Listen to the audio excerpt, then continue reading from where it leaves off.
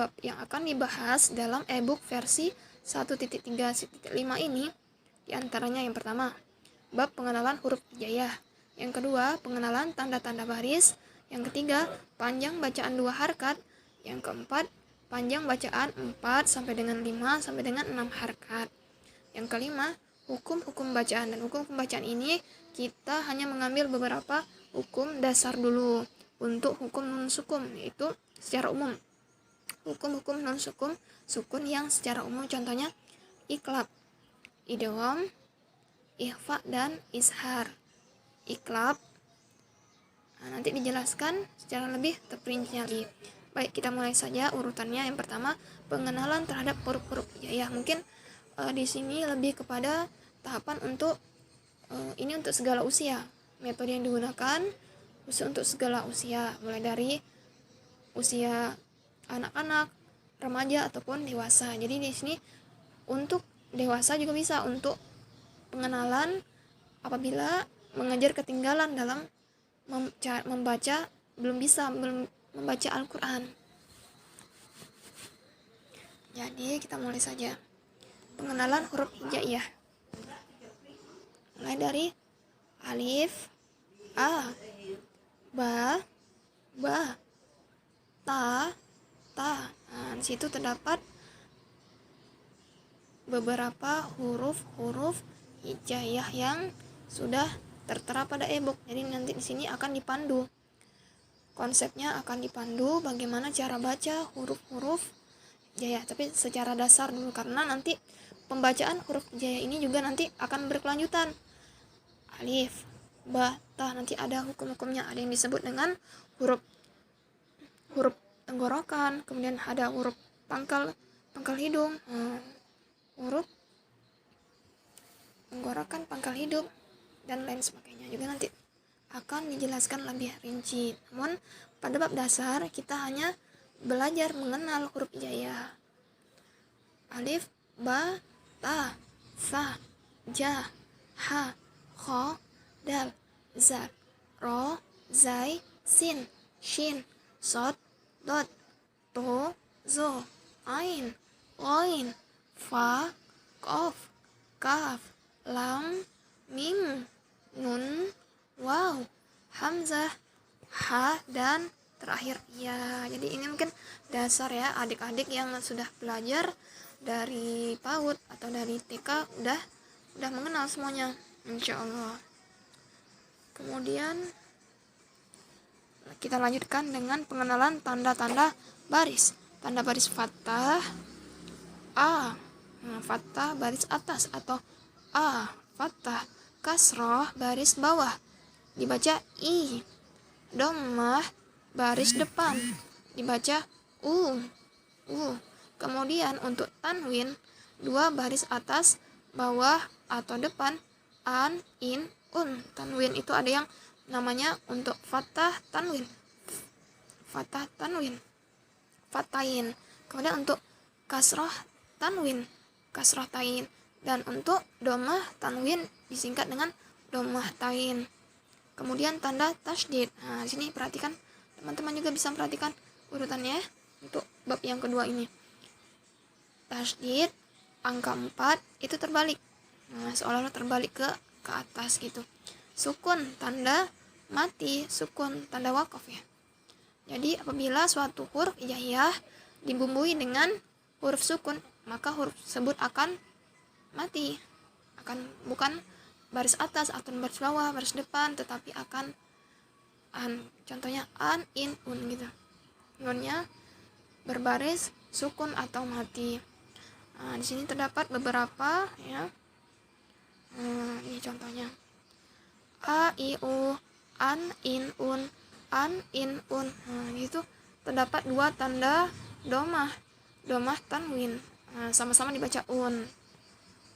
Kemudian di sini juga beberapa tanda-tanda baca pada saat kita membaca Al-Quran. Juga sini tanda berhenti, tanda wakaf. Ada disarankan lebih baik berhenti, kemudian ada disarankan lebih baik melanjutkan. Seperti la, itu tandanya kita lebih baik melanjutkan. Seperti jim, lebih baik berhenti. To juga baik berhenti sejenak. Kemudian kola berhenti, sola lebih baik dilanjutkan, dan mim juga lebih baik berhenti.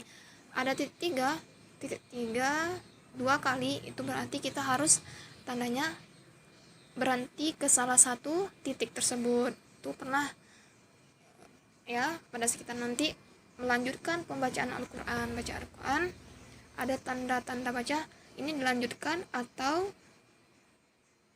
diwakafkan dulu bacaannya, diberhentikan. Jadi itu beberapa tanda-tanda baca yang digunakan, dan ada tanda alis, tanda panjang bacaan, juga ada tanda wakaf. Alhamdulillah. Dan kita lanjutkan sekilas lagi tentang apa selanjutnya materi ebook versi 1.3.5. Jadi secara singkat kita bahas untuk bedah ebook kita, bimbingan baca Quran metode algoritma. Selanjutnya ya, panjang bacaan 2 harakat. Jadi sekilas kita akan belajar panjang bacaan 2 harakat, nanti akan dipraktekkan pada tahapan yang kedua. Jadi di sini kita pengenalan bagaimana bentuknya. Bacaan yang dibaca 2 harakat itu apabila yang pertama kondisinya wahabito ma dibaca dua harakat. Karena apa? Karena ma terdapat tongkat atau alif sesudah ma. Jadi dibaca secara diayunkan ma. Wahabito ma, ha, ba dan to dibaca pendek. Sedangkan ma dibaca 2 harakat atau diayunkan secara dua harakat. Sedangkan sona'u tetapi situ terdapat tanda sifar ya, tanda sifar. Kemudian fiha, fi juga dibaca dua harakat, dan ha 2 harakat. Fiha secara diayunkan.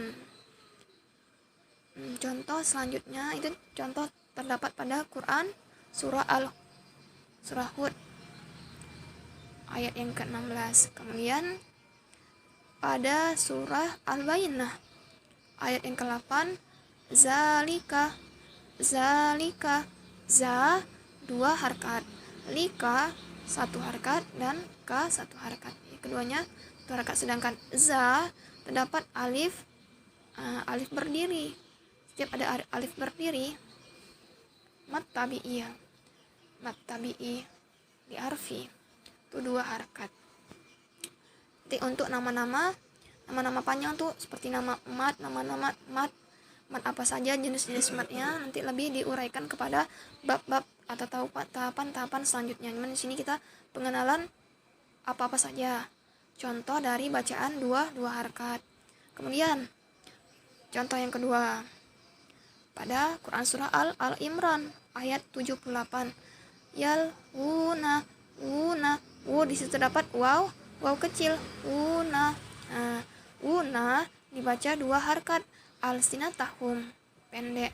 Kemudian contoh yang kedua pada Quran surah Al-Baqarah ayat 258. Perhatikan Ibrahima, ro 2 harakat, hi juga 2 harakat. Kenapa hi 2 harakat? Karena di situ ada tanda panjangnya ya, tanda panjang hi. Perhatikan ada tanda seperti tanda angka 5, cuman angka 5 belok ke Ibrahima. Fi juga tergantung nih. Fi kalau ada fi 2 harakat. Fi Rabbihi, hi juga dibaca panjang. Rabbihi, hi bisa dibaca bihi dibaca 2 harakat. Itu ada kondisinya ketika ini kalau dilanjutkan lagi atau tidak dilanjutkan lagi, wakaf atau diwasalkan lagi. Jadi untuk contoh ini Al-Baqarah 258 dibaca 2 harakat, hi Rabbihi. Alhamdulillah ya, kita langsung saja ya. Selanjutnya untuk bahasan bab 4. Dibaca kapan? Dibaca panjang bacaan 4 sampai dengan 5 ataupun 6 harakat. Jadi formulanya ialah ditandai dengan adanya tanda alis. Nah, gitu. Tanda alis dan huruf hamzah. Bila ketemu dengan hamzah, jadi ada nanti istilahnya juga ada mat, beberapa mat. Jenis-jenis mat. Juga nanti ada pada panjang bacaan 4 sampai dengan 5 sampai dengan 6 harkat. Untuk beberapa panjang harkat. Oke, ini tanda alis. Ditandai dengan bertemunya dengan tanda alis. Artinya membaca bacaan panjang 4 sampai dengan 5 sampai dengan 6 harkat. Ini teori saja dulu. Karena belajar tajwid ini harus diiringi dengan praktek. Jadi untuk belajar dasar kita pahami teori dasar dulu. Sudah dipelajari teori dasar, jadi nanti dilanjutkan dengan tahapan selanjutnya ke dalam tahapan praktek. Jadi untuk pengenalan dahulu. Tanda alis bagaimana tandanya? Ini begini tandanya. Teman-teman bisa lihat nih tandanya. Bisa kita lihat tanda alis. Oke, alhamdulillah. Nih, hamzah wajib dibaca 4 sampai dengan 5 harakatnya. Apa bertemu dengan tadi ada tanda alis bertemu dengan hamzah, itu biasanya nanti secara umum akan dibaca panjang. Kemudian karena nanti ada istilahnya mat arid disukun, kemudian mat wajib mutasil, mat jaiz mufasil. Jadi ada istilah-istilah untuk bacaan panjang 4 sampai dengan 5 sampai dengan 6 harkat. Selanjutnya kita pengenalan secara singkat hukum bacaan nun sukun. Apa saja hukum nun sukun secara umumnya itu ketika ada sukun dan tanwin ya. Nun sukun dan tanwin. Nun mati atau tanwin bertemu dengan beberapa huruf ya. Contohnya nih, kita akan pengenalan terhadap izhar. Hukum dari izhar. Apa itu izhar? Izhar ialah ketika kita membaca hukum bacaan Quran dengan jelas. Nun mati bertemu dengan huruf-huruf hijaiyah, dibaca jelas huruf yang kita ucapkan. Contohnya alif, ha, kha, ain, ghain, dan ha. Jadi itu beberapa, ada 6 huruf izhar. Yang dibaca jelas huruf hijaiyah yang dibaca jelas ketika bertemu dengan nun mati atau sukun. Nun sukun atau tanwin. Nah, ini beberapa hurufnya. Ada alif, ha, kha, ain, ghain, ha. Ya, diulangi. Ada alif, ha, kha, ain, ghain, dan ha. Jadi untuk sekarang kita pengenalan lebih secara umum aja. Nanti kalau teman-teman mau belajar lebih dasar, teman-teman bisa konfirmasi lagi bagaimana caranya akan ditunjukkan. Nih contoh dari izhar. Man amanah. Nun mati bertemu dengan alif. Hamzah di situ ya. Min ghilin. Nun mati bertemu dengan ghain. Huruf man huwa dibaca jelas, nun mati ketika bertemu dengan huruf ha. Dan min alakin, nun mati bertemu dengan huruf ain, dibaca jelas. Ini contoh yang kiri, contoh izhar. Kemudian di bawahnya min hadid, nun mati bertemu dengan ha, itu salah satu huruf tenggorokan ha. Dan man khafat, nun mati bertemu dengan khafat, khaf juga salah satu huruf tenggorokan, dibaca jelas. Nah, selanjutnya kita masuk ke dalam idgham sebelahnya. Jadi idgham itu terbagi atas 2. Ada namanya idgham bi gunnah dan idgham bila gunnah. Idgham bi gunnah dengan berdengung, yaitu ketika ada huruf hijaiyah berikut. Ada ya, nun, mim, dan waw. Diulangi. Ya, nun, mim, dan waw. Ya, nun, mim, dan waw. Bisa disingkat minu.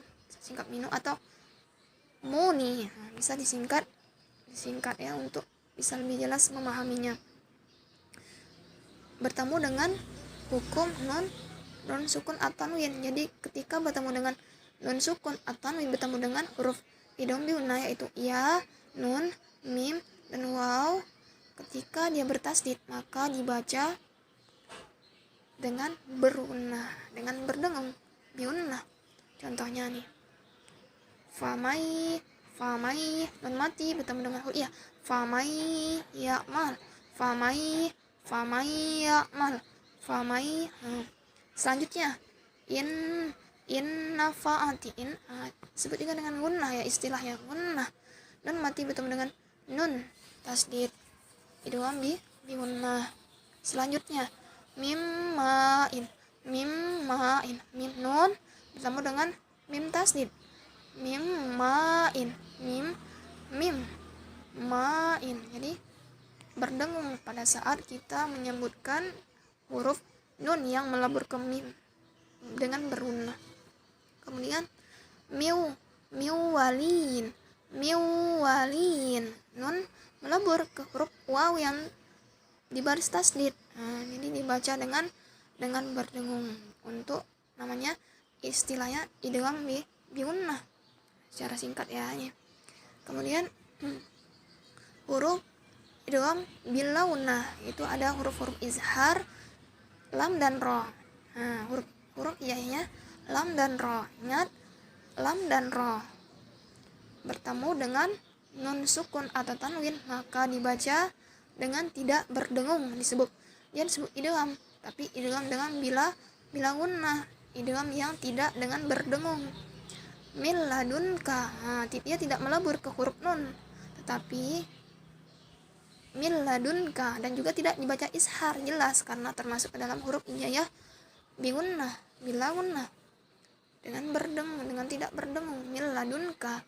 Kemudian khairul lak, khairul laka, khairul. Ini contoh dari idgham bila gunnah. Alhamdulillah. Selanjutnya contoh dari ikhfa. Apa itu ikhfa? Ikhfa adalah ketika bacaan Quran kita baca samar-samar, itu ketika nun mati atau nun sukun dan tanwin bertemu dengan huruf-huruf ikhfa. Jadi ikhfa terbagi lagi nih, ada ikhfa kubro, ikhfa besar, atau disebut juga dengan ikhfa akrob. Kemudian ada istilahnya ikhfa sugro, ikhfa kecil. Jadi mungkin samar-samarnya tidak lebih besar daripada ikhfa kubro yang lebih besar, ikhfa sugro, dan terakhir adalah ikhfa wusto, ikhfa di tengah-tengah ya, wusto, atau disebut dengan ikhfa ausat. Beberapa huruf-huruf yang disebut dengan ikhfa wusto atau ausat. Jadi ini kita lihat untuk ikhfa terbagi atas 3 tadi, sedangkan idgham 2, gunnah dan bila gunnah, dan ishar 1. Itu jelas ya. Perlu ini untuk belajar hukum nun sukun atau nun mati nih teman-teman, perlu terus mengulang, makanya terus di ikro, bacalah kata Nabi dalam perintah di Al-Quran untuk ikro, bacalah, untuk terus mengulang bacaan, harusnya menunjang apa bacaan kita, ikro. Kemudian ini untuk ikhfa kubro atau ikhfa akrob, atas 3 huruf hijaiyah, ada ta, dal, dan to. Itu huruf-huruf dari ikhfa kubro. Kemudian yang bagian kedua ikhfa sugro atau disebut dengan ikhfa aba, ada kof dan kaf, ya, hampir menyerupai ya, kaf dan kaf. Kemudian untuk yang ketiga ikhfa wusto atau ikhfa tengah-tengah, ikhfa ausat, itu hurufnya ada sa, jim, zai, sin, shin, sod, dot, to, za, fa.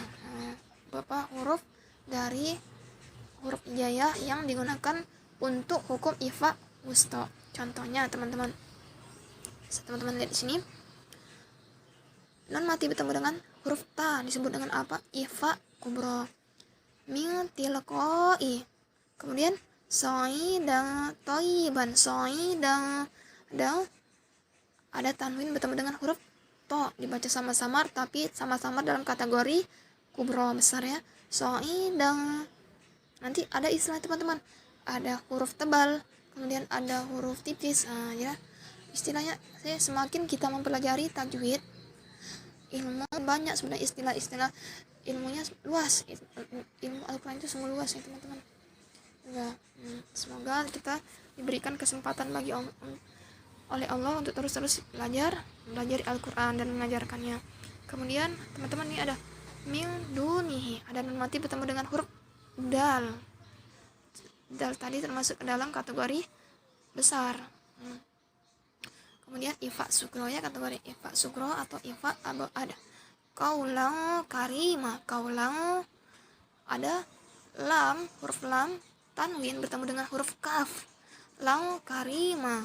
Kemudian min qablihi, min kibalihi, min nun mati bertemu huruf qaf, samar-samar ifa, tapi ifa disebut dengan ifa sukro, ifa kecil.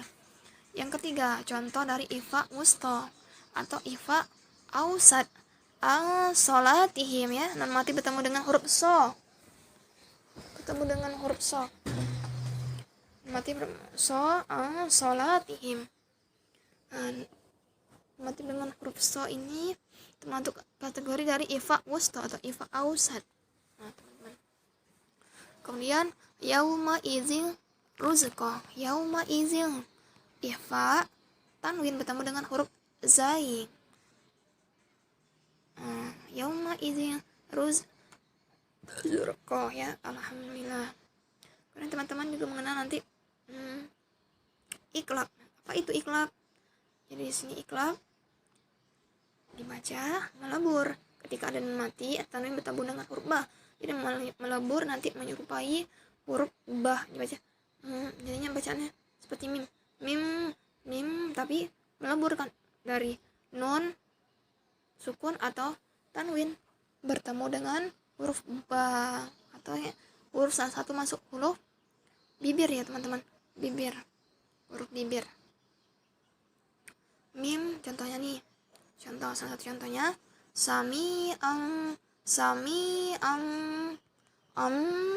dibaca melebur tanwin ke huruf ba. Jadi situ juga ada terdapat tanda mim kecil. Ini salah satu tanda dari iklab itu, salah satunya ada tanda mim kecil. Jadi dibaca menyerupai huruf mim. Sami am. Contoh dari iklab. Alhamdulillah.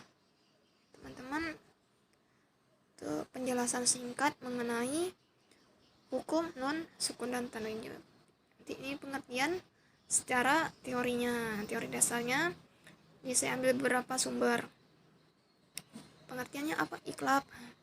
Kemudian idgham merupakan mencampurkan perpaduan dua huruf menjadi satu atau melebur. Jadi karena idgham diunah, nah ada ifa. Ini penjelasan lebih teori lebih singkatnya lagi teman-teman. Alhamdulillah. Jadi untuk pembelajaran sore hari ini kita sesi mengenal dari e-book versi 1.3 dari metode algoritma, metode yang digunakan untuk bimbingan baca Quran. Semoga dapat diambil manfaatnya. Assalamualaikum warahmatullahi wabarakatuh.